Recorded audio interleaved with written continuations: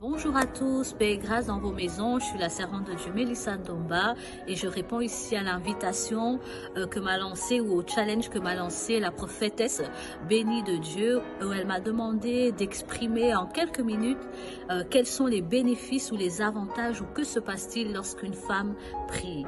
Alors je vais prendre comme texte de référence le livre d'Exode au chapitre 4 et nous voyons ce grand homme de Dieu que nous connaissons, Moïse, qui a parlé avec Dieu face à face comme on parle à un ami, et une fois qu'il a reçu la vision de Dieu, il a reçu la visitation de Dieu, Dieu lui demande de rentrer en Égypte pour sauver son peuple.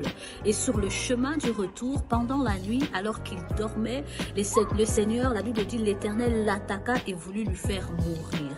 Et à ce moment-là, son épouse, Séphora, s'est levée à pratiquer la circoncision sur leur fils et à jeter le prépuce aux pieds de Moïse en disant: tu es pour moi un époux de sang.